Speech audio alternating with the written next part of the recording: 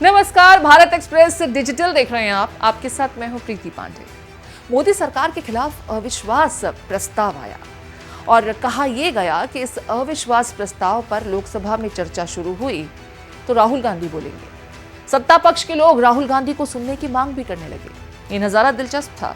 दरअसल पहले खबर यह आई थी कि राहुल गांधी बहस की शुरुआत करेंगे, लेकिन गौरव गोगोई बोलने के लिए खड़े हो गए। संसदीय कार्य मंत्री प्रहलाद जोशी ने तंज कसते हुए कहा, क्या हुआ, हम तो राहुल गांधी को सुनना चाहते थे। उनका लेटर भी स्पीकर महोदय आपके दफ्तर में आया था। इसी पर कांग्रेस के सदस्य भड़क गए। गौरव गोगोई ने कहा कि अध्यक्ष महोदय, क्या हो रहा है, क्या दरखास्त दी गई है, आपके दफ्तर के अंदर क्या बातचीत हुई है, क्या हम बताएं कि पीएम मोदी जी ने आपके दफ्तर में क्या क्या बातें की। इस पर गृह मंत्री अमित शाह ने सख्त लहजे में कहा कि ये गंभीर आरोप हैं, आप बताइए। कुछ देर तक शोरगुल होता रहा। स्पीकर ने कहा कि माननीय सदस्य, मेरा चेंबर भी सदन है, कभी भी ऐसी टिप्पणी नहीं करनी चाहिए जिसमें कोई सत्य या तथ्य नहीं है। प्रहलाद जोशी ने कहा कि कांग्रेस का लेटर पब्लिक डोमेन में है। गोगोई ने कहा कि अगर मंत्री महोदय ऐसा नियम शुरू करना चाहते हैं कि आपके दफ्तर में जो बातें होती हैं वो बाहर रखना चाहते हैं तो हम भी बाहर रख सकते हैं। इसके बाद अविश्वास प्रस्ताव रखते हुए गोगोई ने कहा कि आपने इंडिया अलायंस के अविश्वास प्रस्ताव को स्वीकार किया।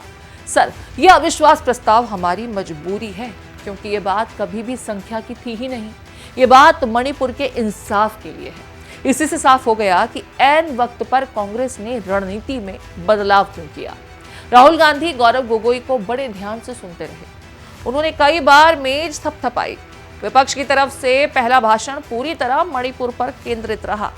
इसके पीछे एक बड़ी वजह है। इस बार संसद सत्र में पूरे समय विपक्षी गठबंधन मणिपुर पर चर्चा की मांग करता रहा। अविश्वास प्रस्ताव के बहाने कांग्रेस को बोलने का मौका मिला है तो वो देश में ये संदेश देना चाहती है कि वो नॉर्थ ईस्ट को कितनी तवज्जो देती है। राहुल गांधी बोलते तो शायद मणिपुर के मुद्दे पर उतना असर नहीं पड़ता। गौरव असम से सांसद हैं, उनके जरिए ये मैसेज देने की कोशिश की गई। यही बात गौरव की स्पीच से भी झलकी। कांग्रेस सांसद ने कहा कि हम ये अविश्वास प्रस्ताव मणिपुर के लिए लाए हैं। मणिपुर इंसाफ मांग रहा है। मणिपुर की बेटियां और किसान, छात्र इंसाफ मांगते हैं। मार्टिन लूथर किंग ने कहा है कि अगर कहीं भी नाइंसाफी हो तो हर जगह के लिए इंसाफ का खतरा बन सकता है। मणिपुर अगर जल रहा है तो भारत जल रहा है। मणिपुर विभाजित हुआ तो भारत विभाजित होगा। हम सिर्फ मणिपुर की बात नहीं कर रहे, बल्कि पूरे भारत की बात कर रहे हैं। हमारी मांग बस इतनी थी कि पीएम इस पर बोलें, लेकिन पीएम ने तो मौन व्रत साध लिया। सदन में कुछ नहीं बोलेंगे, इसलिए अविश्वास प्रस्ताव की नौबत आई। इसके जरिए हम पीएम मोदी का मौन व्रत तोड़ना चाहते हैं। उनसे 3 सवाल हैं। पहला, वो आज तक मणिपुर गए क्यों नहीं। दूसरा, मणिपुर को बोलने के लिए प्रधानमंत्री नरेंद्र मोदी को 80 दिन क्यों लग गए, वो भी सिर्फ 30 सेकंड। तीसरा सवाल, पीएम ने आज तक मणिपुर के सीएम को बर्खास्त क्यों नहीं किया। गोगोई ने कहा कि जब भारत के लिए स्वर्ण पदक लाने वाली कुश्ती की महिला खिलाड़ी सड़क पर प्रदर्शन कर रहे थे तो पीएम मौन थे। जब 750 किसानों ने आंदोलन करते करते बलिदान दिया तो भी पीएम मौन थे। जब 2020 में दिल्ली में दंगे हुए उस समय भी पीएम मौन थे। जब अडानी पर इसी सदन में राहुल गांधी जी ने पीएम से सवाल किया तब भी पीएम मौन थे। जब चीन पर हमने सवाल किया तो वो हमारी सीमा में कितना घुसा है ये पूछ लिया तो भी पीएम मौन रहे।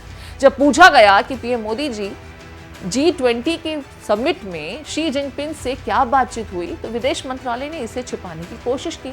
लेकिन जब चीन के विदेश मंत्रालय से बात आई तो यहाँ भी कबूल लिया गया। पीएम ने संवेदनशील बातें की थी क्या, बताएंगे क्या, समझौता क्या हुआ, यही बता दीजिए। जब जम्मू कश्मीर के पूर्व राज्यपाल ने कहा कि पुलवामा पर पीएम को फोन किया था तो उन्होंने कहा कि उन्हें चुप रहने को कहा गया।